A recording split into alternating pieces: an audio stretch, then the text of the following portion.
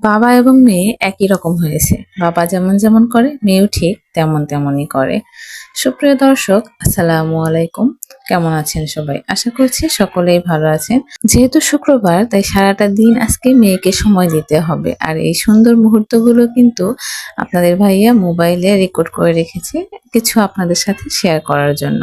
শুক্রবার মানে আমার ব্যস্ততা, আর অন্যদিকে তাদের বাবা এবং মেয়ের ছুটি। তারা সারা দিন আজকে সময় কাটাবে নিজেদের মতো করে। শুধু মেয়ের সাথে সময় কাটালে কি হবে? খাবারের ব্যবস্থাটাও তো করতে হবে। সেজন্য তাদের বাবা এবং মেয়েকে ফ্রি করে দিয়ে আমি এসেছি রান্না করার জন্য।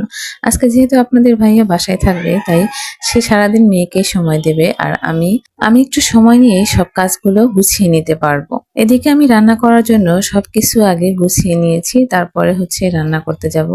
আজকে আমি বাঁধাকপি ভাজি, মিষ্টি কুমড়া ভাজি এবং মুরগি মাংস রান্না করব। সেজন্য আমি সবকিছু আগে থেকে ব্যবস্থা করে নিয়েছি। আগে থেকে সবকিছু গুছিয়ে নিলে রান্না করতে কিন্তু খুব বেশি একটা সময় লাগে না, আর রান্নাটাও খুব সহজেই হয়ে যায়। একদিকে আমি রান্না করছিলাম, অন্যদিকে আপনাদের ভাইয়া এবং ইনায়া দুজনে মিলে খুব সুন্দর মুহূর্ত পার করেছে, দেখেই বোঝা যাচ্ছে।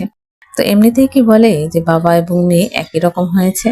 যাই হোক, মেয়েরা কিন্তু সবসময় বাবারই ভক্ত হয় এবং বাবার একটু বেশি মেয়ে পাগল হয়। মেয়েরা হচ্ছে বাবার রাজকন্যা, কলিজার টুকরা।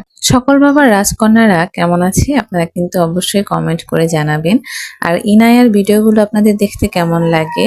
যদি ভালো লাগে তাহলে অবশ্যই একটা লাইক, কমেন্ট, শেয়ার করবেন। পেজটি ফলো দিয়ে রাখবেন যাতে করে পরবর্তীতে আরো নতুন নতুন ভিডিও আপনারা দেখতে পারেন, আর ইনায়ার সুন্দর সুন্দর মুহূর্তগুলো আপনারা উপভোগ করতে পারেন। আমার ইনায়া আম্মু কিন্তু খুবই শান্ত এবং বেশিরভাগ সময় কিন্তু সে খেলাধুলা করে চুপচাপ। খুব বেশি একটা সে কান্নাকাটি করে না।